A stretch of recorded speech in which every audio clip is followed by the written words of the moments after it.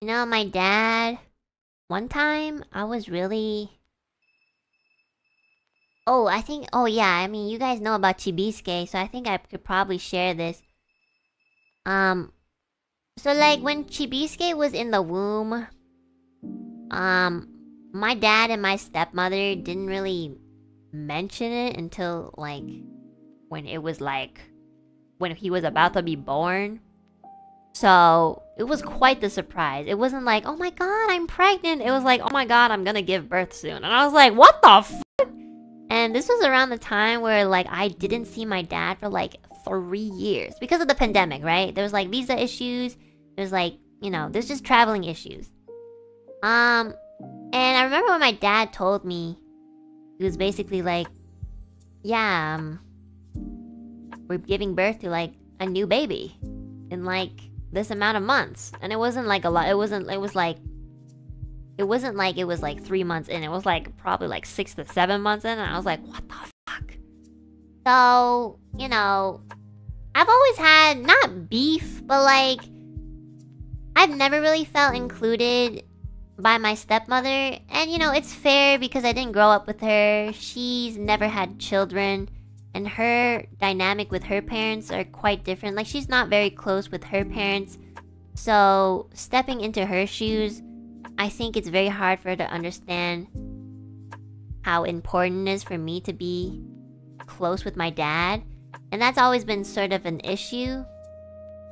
And before anyone in the chat goes like, I think you shared too much, Enna, I think I share these things because I know other people have similar situations. But I think it's okay to share it because it's not like I'm the only one who ever has these problems, you know? Like, Cinderella had problems like this too, so, you know. But yeah, so I already kind of felt left out by her. And I know she doesn't do it intentionally, but that's also why it kind of hurts too. It's like, she doesn't even know she does it. Every time I, like, go over to their house, like, they'll always say, like, yeah, you can come back whenever, we're family. And the words, I put them to much value, but at the same time, it does still feel like I'm being treated as a guest. You know, it's just kind of like the vibe, you know? And I've come to some sort of acceptance, especially this year, because I'm like, you know, some things will just not go the way that you want it to, and it's okay. You know, there's nothing I can really do about it. As long as she's not, like, you know, telling me to, like, leave or anything, that's fine. But, like, you know, when Chibisuke was in the womb, I was, like, that sort of heightened my feelings of being left out. And I just kind of felt like, oh, well, you know, my parents are divorced. I'm here taking care of my mom. And my dad started a new family. I'm like, okay. I was really upset. I'm gonna lie. I was, like, really upset. And it was one of the first times where I, like, really yelled at my dad. I never really, like, yell at my dad because my dad's, like, you know, he's usually the one yelling at me because I fuck up a lot because I'm young. But this time, I was so upset. And, you know, I said a lot of, like, hurtful things that I don't really mean, but at the time, I kind of meant. I was like, you know, I've been by myself over here, like, this whole time. So, honestly, if I really needed to cut you out of my life, I'd be okay. Because, like, I've been okay this whole time not seeing you. And low-key, that's not true. Because emotionally, I'm like, I really need to see you. But because I was angry, I said stuff like this. And it was just really difficult. What was I gonna say? What's the point of the story? I don't remember. But yeah, like, I was really upset because it felt that way. And obviously, we've, like, talked about it and it's good now. Also, it really helps that my baby brother Chibisuke is really fucking cute. And then when he saw me, he just immediately, like, he's never met me before this year. And so when we met this year, he was, like, all over me. He was just like, he loved me more than his mom. And low-key, I'm like, haha, you deserve it.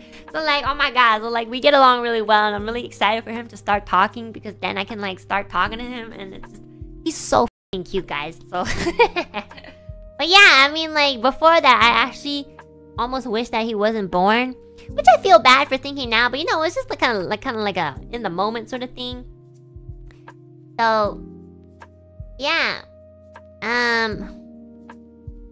I got so into the story, got a little emotional, and I was like, I forgot like why I wanted to tell the story. Shit. Completely forgot. Bruh. I don't know, guys. Shit. The moral of the story is hot pot. Yeah. No, I mean, okay, I think what I probably wanted to... maybe next time. I can't remember! Fuck. Shit.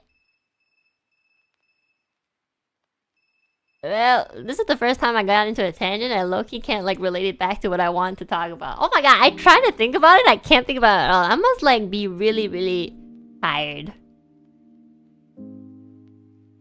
But anyways, I love my baby brother. Can't wait till he's 20 years old so I can, like, you know, make fun of him and his future girlfriend. He's obviously not gay because he's super duper into women. And if he is, that's totally fine. And I will be low-key kind of surprised. But yeah, I think it'll be so funny either way. Yeah, that's it. Love you, Chibisuke, you little dumbass. The moral of the story is get your baby bro to like you more than his parents. Get back at your dad. Nah, I'm not that petty. You know, yeah, like, it's not my fault that he likes me more, but, you know. He loves me, guys! I called with him the other night, and he was like, he kept, like, grabbing the phone and running away with it. And, you know, I was getting very nauseous because he was, like, shaking the phone. But, yeah, it's great that he still remembers who I am and how I sound like. I think it's very hard to forget how I sound like. That's probably why, too. But like, what are you even talking about? I'm talking about how life will throw shit at you, and you can always be upset at it, or you could get over it and just accept it and move on. That's what I'm talking about. Yeah, and I think I'm very good at doing that. Cause I mean, like a lot of my friends that I've talked to about, talked to this about. They've been like, oh yeah, you're so valid. You know, everything that you're feeling is reasonable. And you know, it feels nice to be like validated.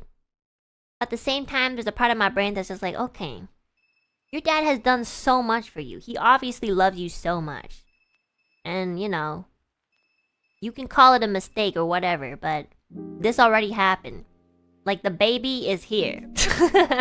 So you can accept the baby or you can be pissed about it your whole life. And then I was like, you're right, Enna Alouette. I'm not gonna be pissed about it.